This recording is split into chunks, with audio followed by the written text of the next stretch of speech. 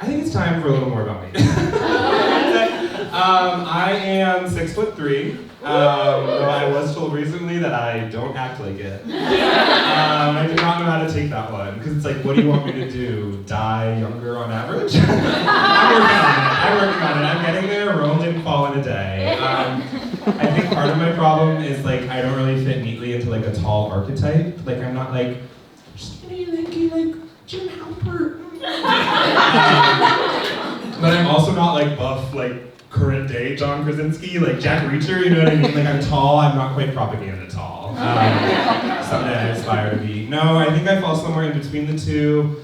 I think my best physical peg, honestly, is like Julia Child in her later years. Kind of right near the end, that's what I'm working with. She was a tall woman, but a handsome woman, right? That word goes both ways. No, I think I also just like don't really read as a grown man. I think I give like overgrown child at best. Kind of look like I got left behind on a field trip and just stayed. Lived out the rest of my life in that regional art museum. Never got spoken to louder than a whisper. Pulled all my clothes out of the lost and found and got all my sustenance from culture. That was a really amazing life. It was until my mom came to pick me up.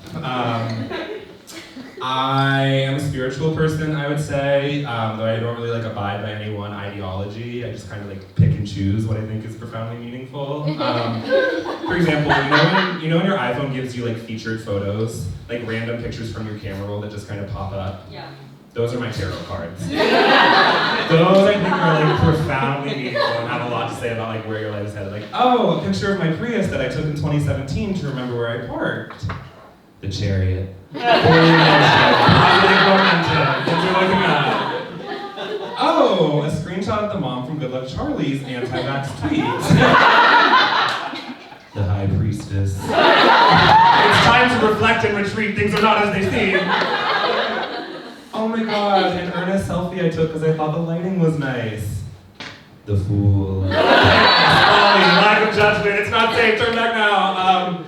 No, I will say I won't tell you what the One of Swords is, but let's just say I've got romance in my future. I've got romance in my future. No, I don't. I'm on the apps. Too many mozzarella sticks. No,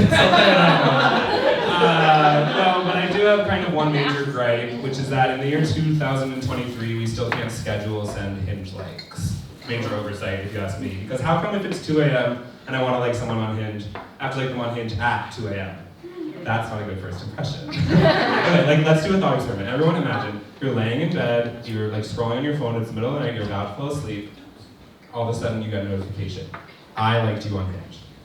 Jump scare. Instantly. That's the Babadook, mama. Like, it's just like I may as well have like emerged from a dark alley, like, hi, handsome. I also like Lord and Sophia Coppola movies.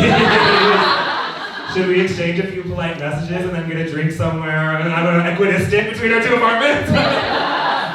Or even worse, like they're already asleep by the time I send it and it's the first thing they see when they wake up. Like, was I just like staring up, so peaceful? I didn't want to wake you.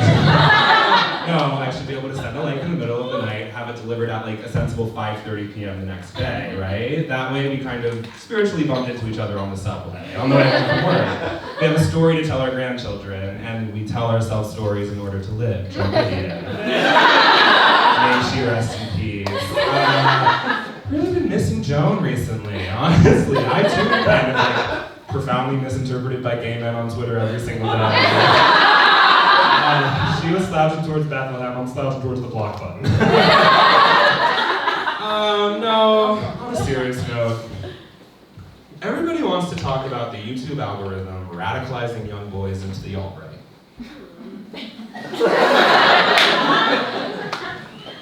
Nobody wants to talk about the YouTube algorithm radicalizing me into esoteric mysticism. Like, I'm not watching Joe Rogan, I'm not listening to Andrew Tate, but I did one time click on a video called Is the Universe Conscious? And that sent me down such a spiral that now I cannot eat food unless I'm watching like a video of the man with the deepest voice I've ever heard tell me about the ancient Egyptian Book of the Dead in like deep detail. Like, When I go to sleep, I don't listen to white noise. I listen to 60-year-old lectures from British men who took LSD and decided they invented Buddhism. Like, how are we talking to our sons about Alan Watts and transcendental meditation before they become nonviolent? But the cool thing about YouTube is that regardless of what you watch, it will always try to send you down the alt-right pipeline, so to check for that, every once in a while I just type in top 5 lip syncs for the crown. That kind of balances everything out. I made a pretty big life change recently. I decided to stop smoking weed before I go for a run. I've never done it before. Like when the THC and the endorphins combine, it's this really amazing feeling. 'Cause it's like, oh, I have access to ancient knowledge. Oh, I'm generating sacred geometry off the dome right now. And it's really this great feeling, but it was starting to feel impractical. I was like, I should probably be like looking left and right before I cross the street. Probably don't need to be like rotating the cylinder in my mind. I can solve the runic riddles later. Time and place, time and place. But I do, it's controversial, I do think that weed is a performance-enhancing drug. If your sport is listening to 1989 and Reputation back-to-back in the park on a gorgeous summer day. Or if your sport is stopping on that run to post an Instagram picture of a branch of a tree with the caption, "I can see the fractals so clearly today." And yeah, I'm the reigning gold medalist in both events. I'm gonna drop a bomb on you. Probably don't need to tell you this, I have a liberal arts degree. That being said, I'm not one of those people who's like super self-deprecating about their liberal arts degrees. No, I maintain my work in the classroom was urgent and important. Art history now more than ever. But that being said, there is one kind of like obvious downside to having a liberal arts degree, right? You guys know, say it with me. The sheer amount of beauty I'm capable of seeing in the everyday gets to be almost burdensome at a certain point. Like for example, I've been trying to get rid of some stuff recently, like clean out my room, get rid of junk, but then accidentally I'll kind of pop on my critical lens. That's not junk. That's ephemera. That's not garbage. That's the minutia of modernity. Like, this cocaine bear ticket stub is a radical record of my existence through uncertain times. I'm not just gonna toss it. So it's really cool because I can't get rid of anything. Everything's piling up in my apartment. It's okay. Because I'm not a hoarder. I'm an archivist of material culture.